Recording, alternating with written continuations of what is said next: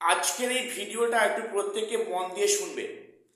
তো এখানে একটি বিষয় দেখো, গত পরশুদিন কলকাতা হাইকোর্টে যে রেশিও নিয়ে একটা সমস্যা হয়েছিল, যে 1:1.6 যে রেশিও নিয়ে সমস্যা হয়েছিল, যে সেখানে অনেকে ক্লেম করছে যে অনেক সাবজেক্টে রেশিও মেনটেন করা হয়নি, এবং সেক্ষেত্রে সেকেন্ড লিস্ট কেন পাবলিশ কমিশন করবে না। এবং সেখানে বিচারপতি অমৃতা সিনহা ম্যাম পরিষ্কার বললেন যে 4 সপ্তাহের মধ্যে এর রিপোর্ট কমিশনকে পেশ করতে হবে আদালতের সামনে, যে কোন কোন সাবজেক্টে কত ভ্যাকান্সি এবং সেই রেশিওতে ঠিকঠাক ডাকা হয়েছে কিনা। এখন কমিশন এই তথ্য দেবে কিনা এটা তার নিজস্ব বিষয়। দেখো, এখানে বলে রাখি, প্রার্থী বা ক্যান্ডিডেট যে দাবি করছে সেটা কিন্তু অমূলক নয়। সেখানে নিশ্চয়ই কোনো পার্টিকুলার সাবজেক্টে রেশিও মেনটেন হয়নি, এটা কিন্তু একটা পরিষ্কার।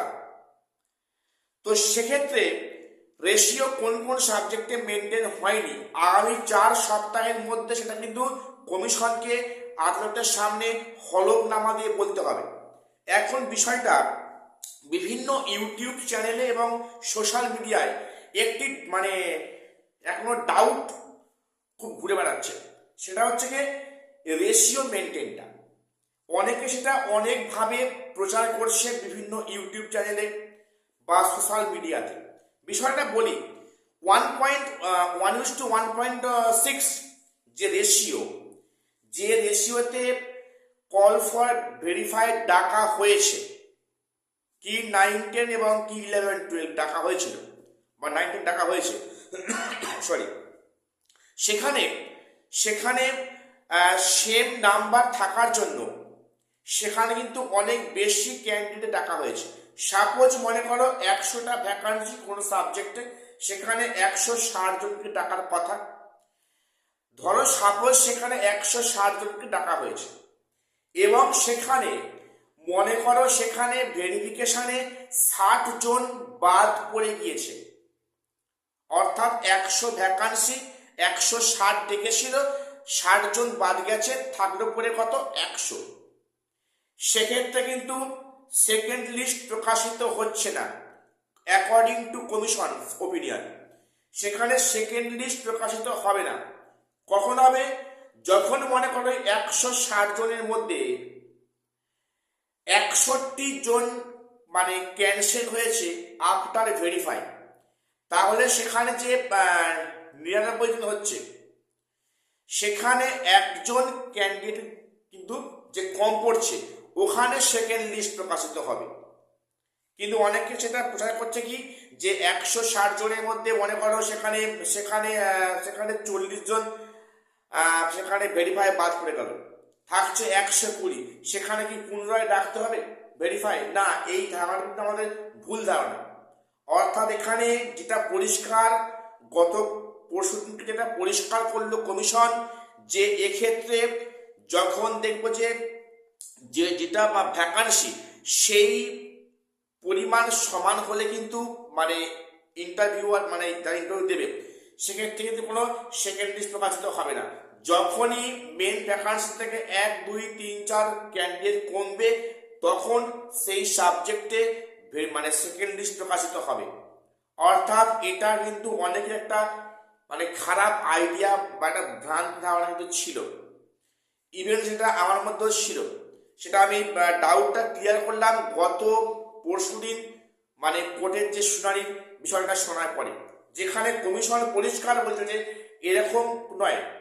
অর্থাৎ মনে করো আরেকটা বিষয়, এখানে কিন্তু 160, ধরো 100 ভ্যাকান্সি 160 দেখেছে, তার বেশি। কেননা লাস্ট কাট অফ যেখানে অনেকের আছে, সেখানে অনেক ক্ষেত্রে হয়েছে কি 100 ভ্যাকান্সি সেখানে 180 রাখা হয়েছে, অর্থাৎ সেখানে কিন্তু 20 জনকে এক্সট্রা রাখা হয়েছে সেম নাম্বার পাওয়ার জন্য। এক্ষেত্রে যদি 180-র মধ্যে যদি দেখা যায় যে 80 জনে বাদে গেছে, তাহলে কিন্তু সেকেন্ড লিস্ট প্রকাশিত হবে না। এটাই কিন্তু কমিশনের বক্তব্য। কাজেই সেকেন্ড লিস্ট প্রকাশিত হওয়ার কিন্তু আশা খুবই ক্ষীণ। কিছু সাবজেক্টে সেটা হলে হয়তো হতে পারে, ম্যাক্সিমাম সাবজেক্টে কিন্তু সেকেন্ড লিস্ট প্রকাশের কোনো সম্ভাবনা কিন্তু থাকছে না বা সে অর্থে নেই। এই বিষয়টা গত পরশু কিন্তু ব্যাপারটা ক্লিয়ার করলো কলকাতা হাইকোর্টে। এবং সেখানে যে 4 সপ্তাহের মধ্যে কমিশনকে বলল হলফনামা জমা দিতে, যে কোন কোন সাবজেক্টে কি ডাকা হয়েছে। সেখানে কমিশন কি আদৌ সঠিক তথ্য প্রদান করবে? যেখানে সুপ্রিম কোর্ট বা হাইকোর্ট থেকে বলা হচ্ছে বারে বারে যে আনটেন্টেড ক্যান্ডিডেটের লিস্ট স্কুলের নাম সহ ইন ডিটেলসে প্রকাশ করতে, সেখানে এখনো কিন্তু ফুল ডিটেলসে কমিশন সেটা প্রকাশ করেনি। তাহলে এটা কোথায় সিওরিটি আছে যে 4 সপ্তাহের মধ্যে সেখানে মানে একদম সঠিক তথ্য পেশ করবে কোর্টের সামনে রেশিও মেনটেন নিয়ে? সে কিন্তু বড় প্রশ্ন। তো যাই হোক, এখন বিষয়টা 4 সপ্তাহ পরে সেখানে দেখা যাচ্ছে কমিশন কি তথ্য প্রকাশ করে এবং কোন কোন সাবজেক্টে রেশিও মানে কম হয়েছে বা কত কম হয়েছে। তবে সেকেন্ড লিস্ট কিন্তু চান্সটা মানে খুবই কম, এটা হলো বাস্তব কথা। সেকেন্ড লিস্ট বেরোনোর সম্ভাবনা হয়তো আছে কয়েকটি সাবজেক্টে, নাহলে ম্যাক্সিমাম সাবজেক্টে কিন্তু এই সম্ভাবনাটা প্রায় নেই বললেই চলে। তো আর একটা বিষয় যে সেখানে নবম দশমের ভেরিফাই প্রক্রিয়া কবে শুরু হচ্ছে। দেখো, যেটা খবর কিন্তু ভেরিফাই প্রক্রিয়া আরো পেছাচ্ছে, নবম দশমের ভেরিফাই প্রক্রিয়া আরো পেছাবে। যেটা বলেছিল যে জানুয়ারি মাসের 3rd উইকে, সেটা হয়তো সম্ভব হবে না, সেটা জানুয়ারির লাস্ট উইক কিংবা ফেব্রুয়ারি কিন্তু মাঝামাঝির মধ্যে হতে পারে, এমনটি খবর। এবং সেক্ষেত্রে যে একাদশ দ্বাদশের যে ফাইনাল মেরিট লিস্ট প্রকাশের সম্ভাবনা ছিল 15ই জানুয়ারির মধ্যে, সেটাও হয়তো আর একটু ডিলে হতে পারে, যেটা খবর।